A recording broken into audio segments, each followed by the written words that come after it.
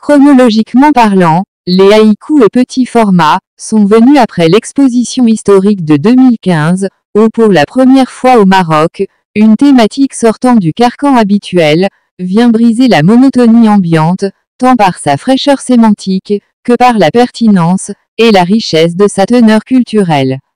Les haïkus picturaux, présentés en toute primeur, à Safi, ville côtière du Maroc, ne sont pas passés inaperçus, malgré l'éloignement géographique de la capitale.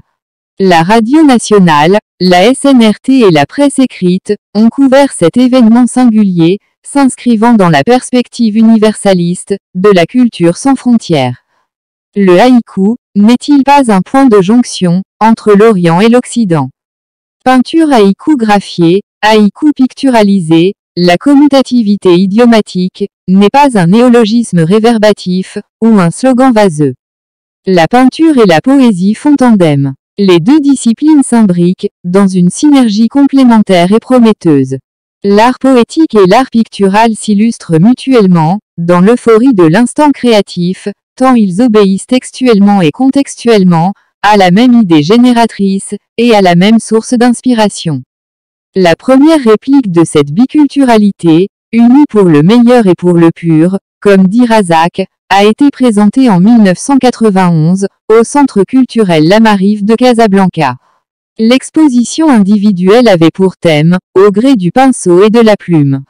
Quelques haïkus illustrés y figuraient en bonne place. Ils ont été transposés soigneusement dans le Florilège, paru au Canada, en 1995, sous l'intitulé « Au-delà de l'artifex jeudi ». Chez Razak, l'engouement pour le haïku ne date pas d'aujourd'hui. Et pour visualiser l'aspect novateur de ces haïkus, par rapport à la tradition ancestrale, que les pionniers, Basho, Masaoka, Kobayashi, Yosabuzon ont institué dans la ferveur et le recueillement, il faudrait lire tous ces haïkus, ou du moins la majeure partie. On découvrirait le confluent, où la bifurcation s'opère en douceur, sans trop s'éloigner de la configuration spatiale idiomatique, limitée conventionnellement à 3 lignes. L'alignement horizontal de cette graphie étagée transformerait le haïku en un aphorisme.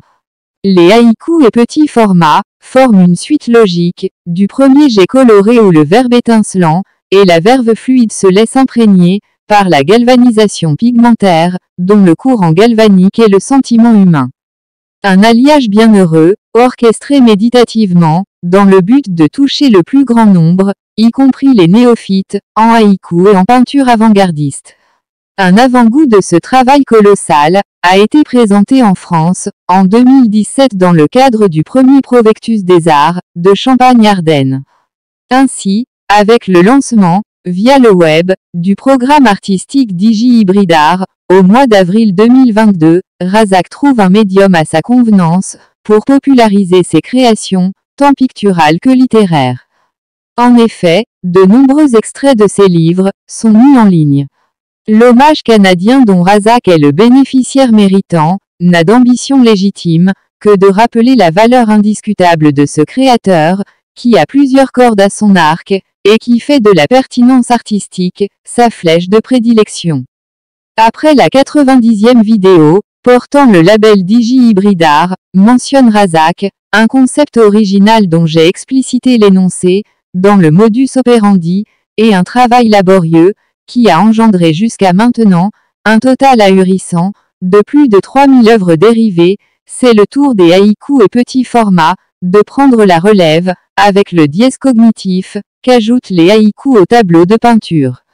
Si le texte reste inchangé, l'œuvre picturale correspondante va voyager dans le vaste cosmos, des pixels de coloriage, que le télescope DigiHybridArt rend perceptible.